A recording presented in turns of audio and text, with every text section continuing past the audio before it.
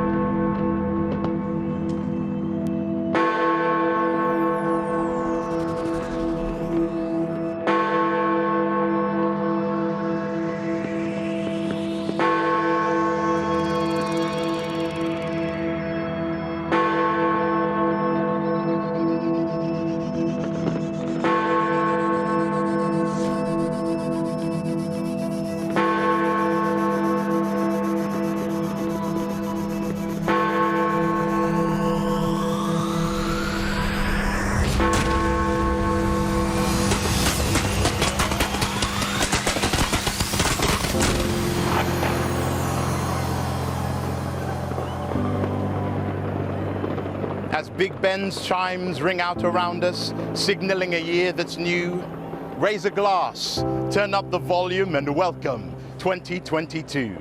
And as we share this midnight moment and imagine all that's still to come, let's relish the magnificent things we achieved in 2021.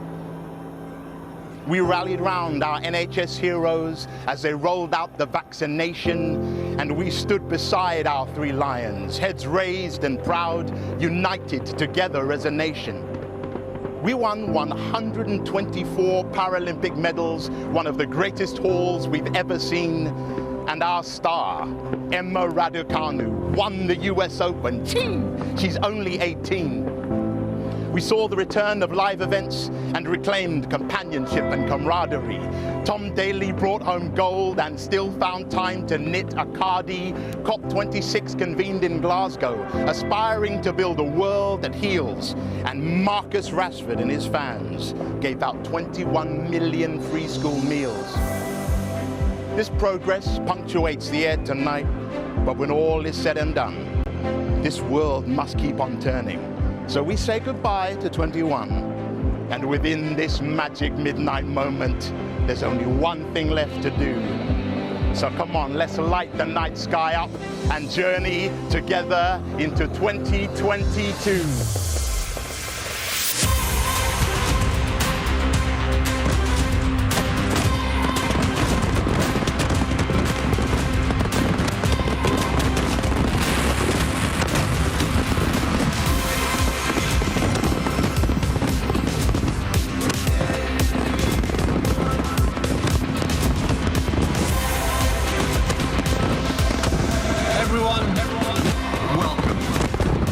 خوش آمدی.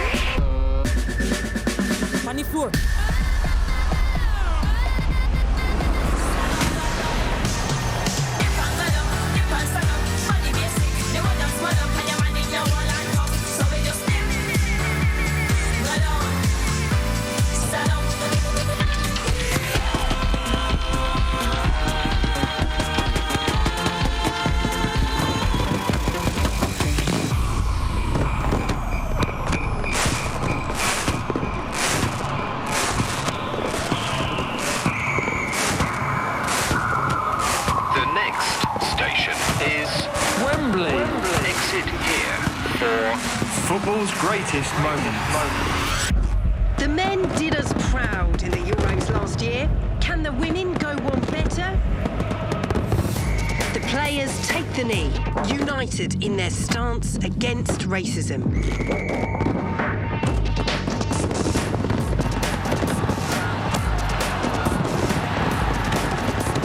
Again and again they stream forward, looking for an opening. This looks promising and... that is brilliant! That is world class! The crowd goes wild. The country goes wild. We hope to see you in London for the UEFA Women's Euros. 2022 will be huge for sport across the UK.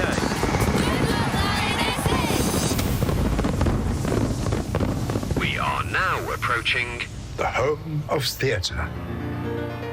Change here for The power of performance. Change your mind, I'm the first in line. Honey, I'm still free. Take a chance on me. If you need me, let me know. Gonna be around. If you got no place to go, you can feel it down. If you're all alone, and the pretty birds have flown, honey, I'm still free. Take a chance on me.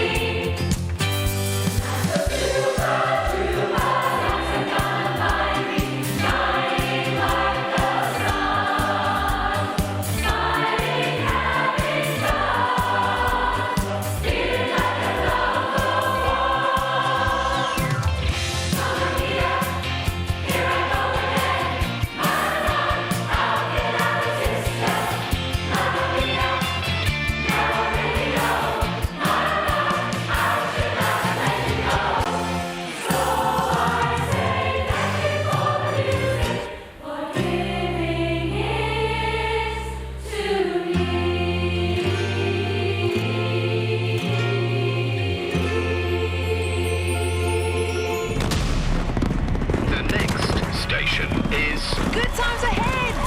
exit here. To see the new year in!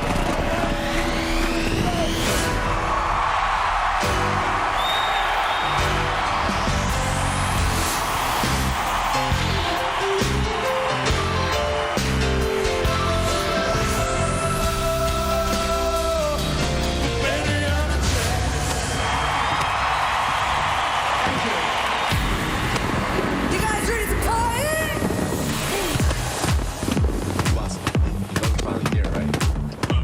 It's Friday, then it's Saturday, Sunday.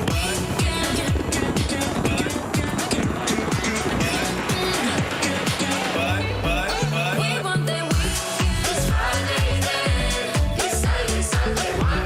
It's Friday then. It's Saturday, Sunday.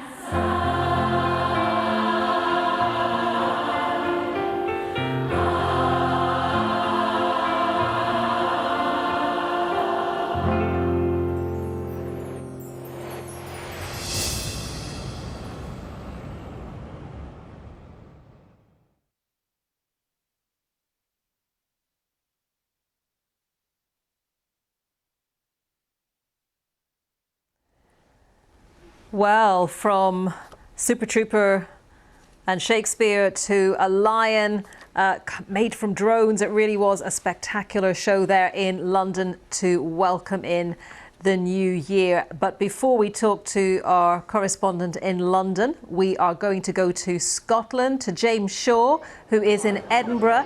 And not the traditional hogmanay there, James, but give us a sense of how the new year was brought in Edinburgh.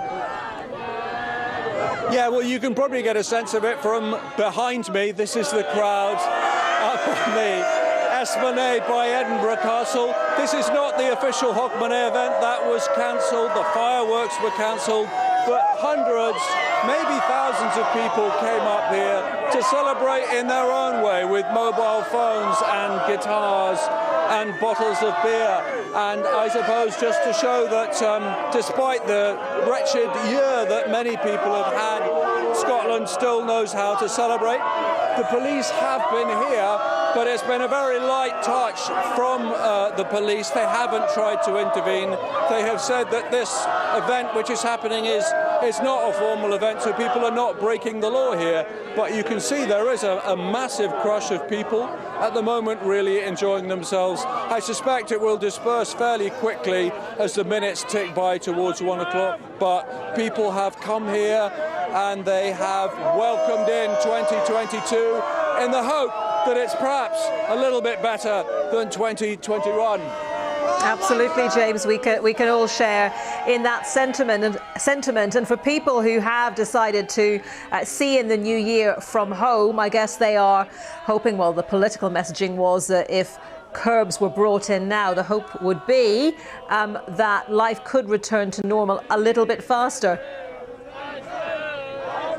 I guess that is possible. At the moment, the restrictions that are put in place by the Scottish Government will last at least until the 17th of this month. They will be reviewed before that, and we will know at some point within the next couple of weeks if it is going to change. But of course, it all depends on the figures, and we know that there have been record figures for infections in Scotland, let alone other parts of the UK. So it really all depends on that, how effective the vaccines are going to be in Scotland, and the booster campaign has worked pretty well. They got to, I think, 77% of adults, people over 18, had a booster by yesterday. They were aiming for 80%. So it really all depends on that and what the figures show us in the coming days about whether Omicron is going to peak quickly and then disappear, or whether it's going to carry on perhaps for some weeks yet.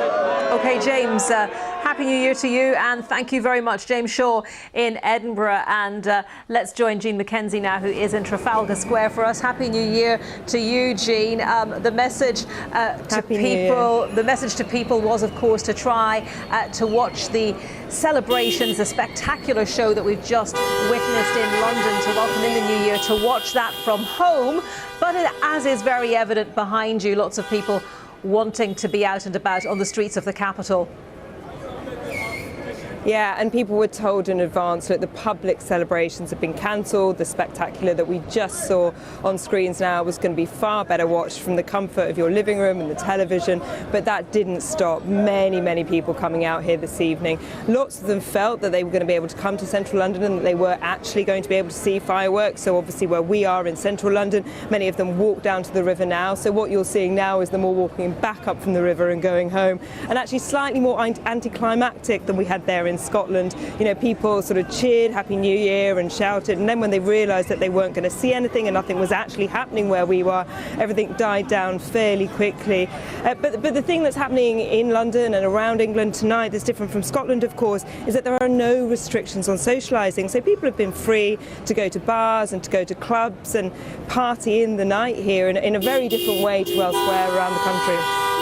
And we have seen, of course, closer to the Welsh and Scottish borders, people have travelled from Wales and Scotland into England because of the fact that there aren't those restrictions which are in place in the other UK nations. Have you come across people who've travelled from elsewhere so that they could be out tonight?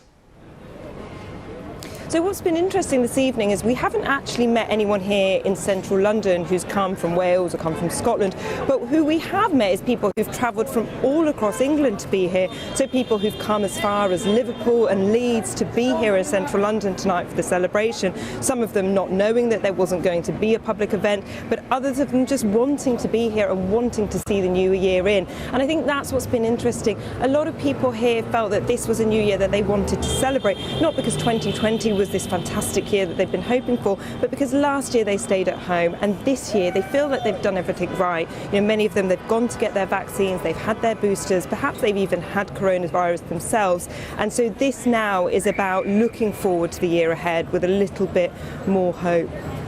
OK, Jean, thank you for that. Jean Mackenzie in central London. Well, we'll bring you more on the New Year's Eve celebrations around the world later in the programme.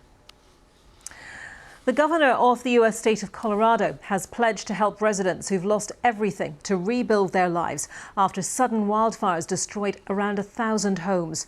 Tens of thousands of people were evacuated as the fires tore through suburban areas of Boulder County on Thursday. Gary O'Donoghue reports.